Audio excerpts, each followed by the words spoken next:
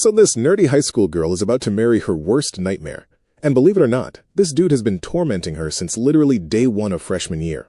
Meet Maya Lin, 17 years old, senior at some bougie private school where the lockers probably cost more than your car.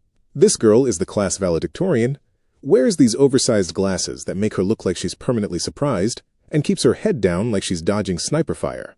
Her dad is a senator, but here's the thing. He's tanking in the polls harder than a rock in the ocean. Maya hates attention, hates drama, just wants to get through school and disappear into some Ivy League university where nobody knows her name. Now let me introduce you to the absolute turd who's about to ruin her life. Caleb Sterling, 18 years old, captain of the football team, son of a billionaire tech mogul, and certified asshole. This guy has made it his personal mission to make Maya's existence a living hell since freshman year. We're talking knocking books out of her hands, calling her Mouse because she's quiet and small, just being a complete douchebag for no apparent reason.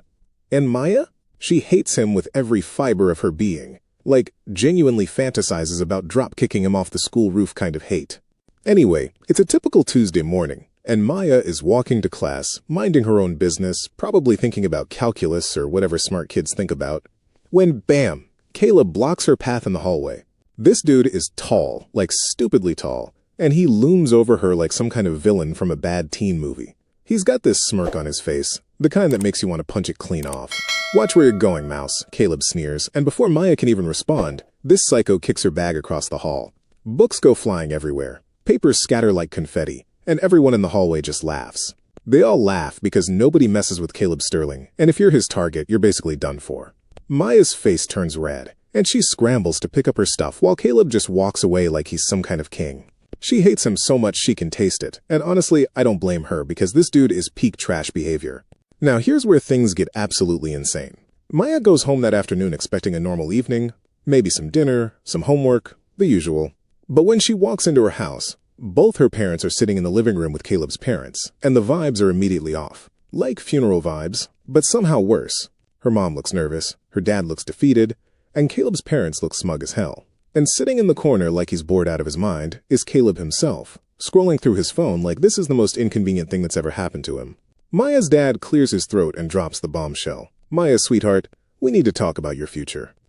And boom, here it comes. To save her father's political career because he needs funding, and to save Caleb's father's public image because apparently billionaire tech moguls need to look like family men now, they have arranged a marriage between Maya and Caleb. Let me repeat that. A marriage. Between Maya and the guy who literally kicked her bag across the hall 6 hours ago. Maya screams. And I mean screams. "He is my tormentor." Are you insane? He's bullied me for 3 years straight. Caleb doesn't even look up from his phone. Relax, Mouse. I'm not thrilled about marrying a librarian either.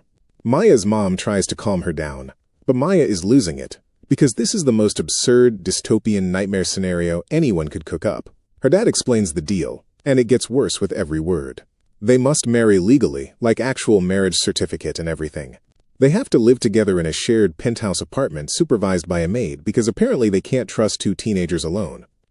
And the kicker, they have to pretend to be madly in love at school to generate good press for both families. "This is insane," Maya says, Caleb muttered. This is blackmail, but her dad is desperate, and Caleb's dad is ruthless, and neither of them has a choice. The papers are already drawn up, the apartment is already furnished, and the wedding is set for the end of the week. A small, private ceremony, nothing flashy, just enough to make it legal and get the press talking. Maya looks at Caleb, and Caleb looks at Maya, and the hatred between them is so thick you could cut it with a knife. Fam, if you're loving this story, please hit that like button and comment where in the world you're watching from. Seriously, it helps us know you're out there vibing with these crazy real-life plots. Don't forget to support us by subscribing to our channel, because it helps us create more amazing stories like this one. Your support means everything. Now let's get back to Maya, because this poor girl is about to experience the worst week of her life. The wedding happens. It's quick, it's cold, and it feels more like a business transaction than anything remotely romantic. Maya wears a simple white dress, Caleb wears a suit, and they exchange vows in front of a judge while their parents watch with fake smiles plastered on their faces. When the judge says you may kiss the bride, Caleb leans in and whispers, "Don't get used to this," before giving her the most emotionless peck on the lips you've ever seen. They move into the penthouse that night. It's massive, stupidly luxurious, with floor-to-ceiling windows overlooking the city. marble countertops, and a maid named Rosa who looks at them with pity because even she knows this is a disaster waiting to happen. The first thing Caleb does is grab a roll of tape and draw a line straight down the middle of the living room. "Stay on your side, Mouse." Maya glares at him. "Don't bore me to death on yours, Jock." And just like that, they're living together but apart. Roommates in the worst way possible, forced into a marriage neither of them wants, preparing to walk into school tomorrow as a couple when just yesterday they were enemies. That night, Maya lies in her bed staring at the ceiling, and all she can think is, how did my life become this nightmare? How did I go from invisible nerd to the wife of the guy who's made it his mission to destroy me? But here's the thing she doesn't know yet. Caleb Sterling isn't just a bully. He's hiding something. Something dark and twisted and weirdly protective. And when Maya finds out the truth, it's going to flip everything she thought she knew upside down. Because tomorrow, they walk into school holding hands, and the entire cafeteria is about to lose their minds. So these two crazy bastards are about to walk into school as a married couple, and nobody has any idea what's coming because yesterday they were enemies, and today they're supposed to be in love. It's the first day of their performance, and Maya is standing in front of her bedroom mirror in the penthouse trying to figure out how the hell she's going to survive this. She's wearing her usual oversized sweater, the one that makes her look like she's drowning in fabric, and her big glasses that she hides behind like a shield. But before she can even grab her bag, Caleb barges into her room without knocking because apparently privacy doesn't exist in this nightmare marriage. "Absolutely not," Caleb says, looking at her outfit like it personally offended him. Maya turns around, already annoyed. "Excuse me?" "You can't wear that," Caleb muttered, and he walks over to her closet and starts pulling out clothes like he owns the place. He tosses a fitted sweater and jeans at her, nothing crazy, but definitely more form-fitting than what she usually wears. "Put this on." "I'm not your dress-up doll," Maya snaps back. But Caleb just stares at her with those cold eyes and says, "If we're doing this, we're doing it right. Nobody's going to believe I married someone who dresses like they're hiding from the world." Change. Now. Maya wants to argue, wants to tell him to go to hell, but she knows he's right. If they're going to sell this lie, she has to look the part. So she changes, begrudgingly, and when she comes out, Caleb gives her a once-over and nods. Better. They drive to school in Caleb's stupidly expensive car, a black Mercedes that probably costs more than most people's houses, and the entire ride is silent. Maya's hands are shaking because she knows what's about to happen. The second they step out of that car, everything changes. The second they walk through those doors holding hands, the rumors will explode, the cameras will start flashing, and there's no going back. Caleb parks in his usual spot, and before Maya can open her door, he reaches over and grabs her hand. His hand is warm, surprisingly gentle, and it makes her skin crawl because this is the same hand that's knocked her books out of her grasp 100 times. "Smile, Mouse," Caleb whispers as they step out of the car. The cameras are watching. And boom, they walk into school holding hands, and the hallway goes dead silent. Like someone pressed pause on the entire world. Students freeze mid-conversation, jaws drop, and you can literally hear the collective gasp echo through the building. Because this is Caleb Sterling, the king of the school. The guy who's bullied Maya Lin for 3 years straight, and now he's walking in holding her hand like she's the most precious thing in the world. They walk through the hallway, and every step feels like walking through a minefield. People are whispering, phones are out, and Maya can see the shock on everyone's faces. Some girl literally drops her coffee because she's so stunned. Another guy walks straight into a locker because he can't stop staring. When they reach the cafeteria, it's even worse. The entire room goes silent, and all eyes are on them. Caleb pulls out a chair from Maya like he's some kind of gentleman, and she sits down with a forced smile on her face that makes her cheeks hurt. He sits next to her, way too close, and drapes his arm around her shoulders. "I hate you," Maya whispers through her gritted teeth, still smiling for the audience. Caleb leans in, and to everyone watching it looks romantic as hell, but what he actually says is, "Good. Hate is passion, Mouse. Use it." And then he kisses her temple, soft and sweet, and the cafeteria erupts. Girls are gasping, guys are groaning, and someone in the back yells, "What the actual hell is happening?" Maya wants to disappear, wants to melt into the floor and never come back, but she holds it together because she has to. This is the deal. This is the performance. This is survival. The rest of the day is a blur of stares, whispers, and questions. People keep asking how it happened, when it happened, and Maya has to repeat the same lie over and over again. "We've been secretly dating for months. We just wanted to keep it private." And every time she says it, a little piece of her soul dies. By the time school ends, Maya is exhausted, emotionally drained, and ready to collapse. They drive back to the penthouse in silence, and the second they walk through the door, the performance ends. Caleb immediately goes to his side of the apartment, and Maya goes to hers, and it's like they're strangers again. But that night, something changes. Maya can't sleep, so she wanders out to the kitchen to grab some water, and she hears something coming from Caleb's room. It sounds like heavy breathing, like someone struggling to catch their breath. She walks over and presses her ear to the door, and that's when she realizes he's having a panic attack. She opens the door slowly, and there he is, Caleb Sterling, the arrogant jock who acts like nothing bothers him, sitting on the floor with his head in his hands, hyperventilating. His shirt is soaked with sweat, and his hands are shaking. "Caleb?" Maya says softly, and he looks up at her with wild eyes, like he's been caught doing something shameful. "Get out," Caleb gasps, but his voice is weak, desperate. But Maya doesn't leave. Instead, she sits down next to him and starts doing what her therapist taught her when she used to have panic attacks. "Breathe with me. In for 4, hold for 4, out for 4. And slowly, painfully, Caleb starts to breathe with her. His breathing steadies, his hands stop shaking, and after what feels like forever, he's calm again. He doesn't say anything, doesn't thank her, just stares at the wall like he's trying to process what just happened. "Your dad?" Maya asks quietly, because she's not stupid. She's seen the way Caleb's dad talks to him, the way he dismisses him, the way he treats him like a disappointment. Caleb nods but doesn't elaborate, and Maya doesn't push. She just sits there with him in the silence until he finally says, "You should go." So she does. She goes back to her room, but something has shifted, because she just saw a side of Caleb that nobody else sees, a side that's broken and scared and human. And it confuses the hell out of her, because how can you hate someone and feel sorry for them at the same time?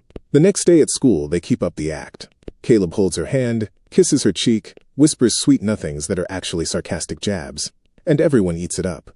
The press is going crazy, her dad's poll numbers are climbing, and Caleb's dad is getting praise for being a family man.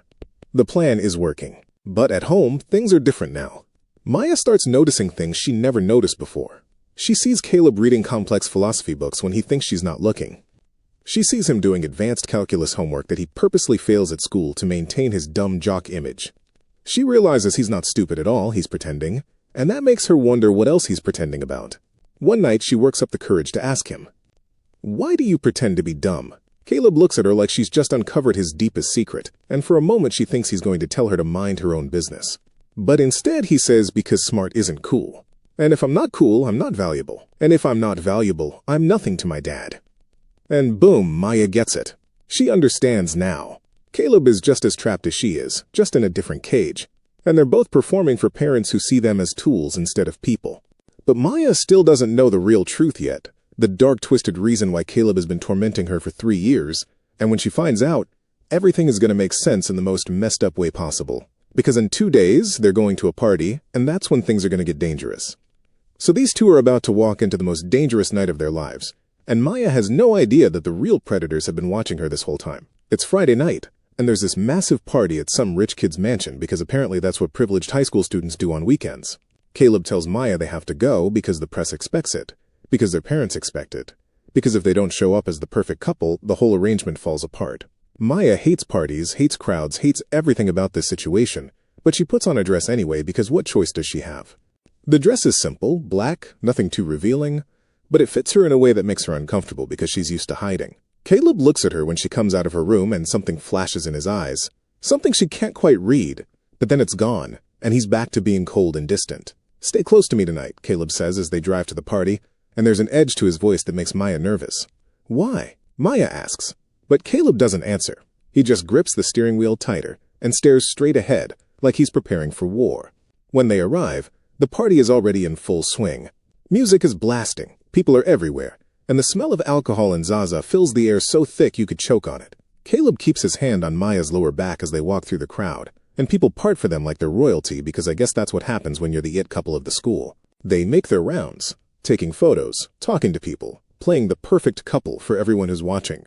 Caleb gets pulled into a conversation with some football players, and Maya excuses herself to go to the bathroom because she needs a break from the performance, needs 5 minutes where she doesn't have to pretend to be in love with her bully. But when she comes out of the bathroom, that's when things go wrong. Like really, really wrong. There's this group of guys waiting in the hallway, and Maya recognizes them immediately. They call themselves the Vipers, a group of senior boys who everyone knows are bad news. These aren't the harmless jocks who throw parties and talk about sports. These are the guys with dead eyes and cruel smiles. The ones who've had multiple girls transfer schools because of things nobody talks about. The ones even the teachers are scared of. The leader's name is Trent. Tall, blonde, with a smile that makes your skin crawl. He steps in front of Maya, blocking her path, and his friends form a semicircle around her. Well, well, well. Trent says, looking her up and down like she's something he's about to devour. If it isn't Mrs. Sterling, now that you're with Caleb, you think you're special? You think you're untouchable? Maya tries to step around him, but another guy blocks her. Her heart is pounding now, because she's trapped, and these guys are getting closer and she can smell the alcohol on their breath, and everything inside her is screaming danger. We've been watching you since freshman year, Mouse, another Viper named Derek says, using Caleb's nickname for her, and it sounds disgusting coming from his mouth. Always wondered what was under those baggy clothes. Now we get to find out. Trent reaches out and touches her arm, and Maya jerks back, but there's nowhere to go. They're surrounding her now, and one of them runs his hand down her back, and Maya wants to scream, but her voice is stuck in her throat because she's terrified, genuinely terrified for the first time in her life. Let's take this somewhere private, Trent whispers, Derek said, and he grabs her wrist hard enough to bruise. Let's see what Sterling sees in you. They start pulling her toward one of the bedrooms. And Maya is fighting now, trying to pull away, but they're stronger and there's too many of them, and nobody at this party cares because the music is too loud and everyone is too drunk, and she's about to be dragged into that room when suddenly everything explodes. Bam! The hallway erupts into chaos because Caleb comes out of nowhere like a freight train. He doesn't just push them away, he goes absolutely feral. His fist connects with Trent's face with a sickening crack, and Trent goes down hard, blood pouring from his nose. Derek tries to grab Caleb, but Caleb spins and drives his elbow into Derek's ribs so hard you can hear something break. The other Vipers scatter like cockroaches because they've never seen Caleb like this. Nobody has. His eyes are wild, not human, like something inside him has snapped completely. He grabs Trent by the collar and slams him against the wall so hard the drywall cracks. "If you ever touch her," Caleb growls, and his voice is pure violence, pure rage. "I will end you. I will destroy everything you love, everything you care about, and then I will end you. Do you understand me?" Trent is bleeding, crying, nodding frantically because he's finally realized he messed with the wrong person. Caleb drops him like trash and immediately turns to Maya. He pulls off his jacket and wraps it around her shoulders, shielding her from everyone's stares. And then he grabs her hand and pulls her through the party toward the exit. The drive home is silent, except for Maya's shaking breaths. Caleb's knuckles are bleeding, dripping onto the steering wheel, and his jaw is clenched so tight it looks like it might shatter. When they get back to the penthouse, Maya is still trembling, still processing what almost happened, what would have happened if Caleb hadn't been there. "Sit down," Caleb says, his voice rough, and Maya sits on the couch while Caleb disappears into the bathroom. He comes back with a first aid kit, and Maya realizes he's not getting it for himself, he's getting it for her. He kneels in front of her and checks her wrists where Trent grabbed her, and there are already bruises forming, purple and ugly against her skin. Something in Caleb's face breaks when he sees them. "I should have killed him," Caleb whispers, and he sounds like he means it. "Why did you do that?" Maya asks, and her voice is shaking. "You hate me. You've bullied me every day for 3 years. Why did you protect me?" Caleb pulls away and stands up, and he won't look at her. "You don't get it, Mouse. Then make me get it," Maya yells, standing up now, because she's done with the secrets and the lies and the confusion. "You torment me at school. You call me names, you humiliate me in front of everyone, and then you turn around and almost kill someone for touching me. What the hell is going on, Caleb?" But Caleb just shakes his head and walks toward his room. "Go to bed, Maya." Maya watches him disappear, and she's about to give up, about to go to her room and cry herself to sleep, when she notices Caleb's laptop sitting open on the kitchen counter. He must have forgotten it when he rushed out earlier. She knows she shouldn't look, knows it's an invasion of privacy, but something inside her needs answers, needs to understand why nothing about Caleb Sterling makes any sense. She walks over and looks at the screen, and what she sees makes her blood run cold. It's an old group chat from freshman year, and the name of the chat is Target Practice. The members are all Vipers, all those predatory guys who just tried to assault her at the party. And there's a list, a literal numbered list of girls' names with photos attached, and Maya's face is right at the top with a big number 1 next to it. Below her photo are messages, dozens of them, talking about what they wanted to do to her, how they were going to prank her, which is clearly code for something much darker and more sinister. Maya feels sick reading it, feels like she's going to throw up, because she had no idea she was being hunted, had no idea she was marked as prey since day 1 of high school. But then she scrolls up, and that's when she sees Caleb's username in the chat, and her heart stops. Because Caleb is in this group chat. Caleb was part of this. She keeps scrolling, hands shaking, and finds a message from Caleb dated 3 years ago, right at the beginning of freshman year. "Caleb Sterling, she's mine. I'm claiming her as my target. If anyone touches her, they will have me to answer to." And below that, another message. "Caleb Sterling, back off. Mouse is off limits. She belongs to me." Maya's mind is racing, because this doesn't make sense. If Caleb was protecting her, Why would he claim her as his target? Why would he tell them she belonged to him? Unless... She keeps reading, and slowly, horribly, the truth starts to piece itself together. Message after message of Caleb warning them away, Caleb threatening them, Caleb making it clear that Maya was his victim and his alone. And the Vipers backed off because they were scared of Caleb, because Caleb Sterling was more terrifying than any of them, and if he said Maya was his, then she was his. The bathroom door opens, and Caleb walks out, and he sees Maya standing there with his laptop, and the color drains from his face. Maya! Caleb starts, but Maya cuts him off. "You were protecting me," Maya whispers, and tears are streaming down her face now. "You bullied me so they wouldn't hurt me. You made yourself the villain so I'd be safe from the monsters." Caleb doesn't deny it. He just stands there, looking defeated, looking like all his secrets have finally been dragged into the light.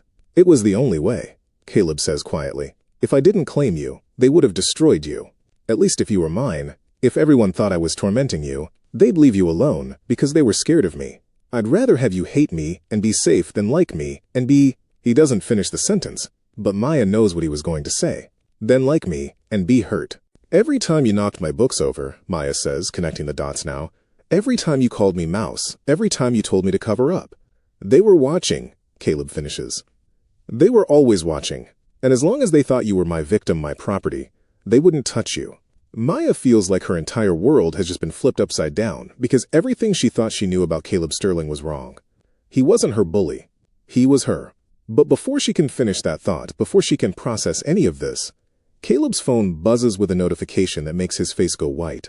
He looks at the screen, and then he looks at Maya, and the fear in his eyes is something she's never seen before. "We have a problem," Caleb says, his voice barely above a whisper. "Trent just posted something." He turns the phone toward Maya, and what she sees makes her heart stop completely. It's a video taken tonight at the party, and it shows everything. It shows Caleb beating Trent bloody, shows him threatening to end him, shows the rage and violence, and the caption reads, "Caleb Sterling's secret exposed. The Golden Boy is a psycho. Full story dropping tomorrow. #Sterling scandal." The video already has 50,000 views, and it was posted 5 minutes ago. Their phones start exploding with notifications, text messages, calls from their parents, from reporters, from everyone. The press has seen it. Their parents have seen it. The entire world has seen Caleb lose control, and now everything they've built, the entire arrangement, the fake marriage, both their families' reputations, is about to come crashing down in the most spectacular way possible. Maya looks at Caleb, and Caleb looks at Maya, and they both realize simultaneously that tomorrow morning when they walk into school, it's not going to be the perfect couple anymore. It's going to be like the scandal that destroyed everything. Fam, I need you to do something for me right now. If you're absolutely hooked on this story and you need to know what happens next, smash that subscribe button because part 2 is coming, and trust me, you do not want to miss what happens when Maya and Caleb face the entire school after this video goes viral. Comment below what you think is going to happen. Will their parents find out the truth about the Vipers? Will Caleb's protection plan backfire completely? Drop your theories right now. This story is about to get even crazier, and I'll see you in the next one.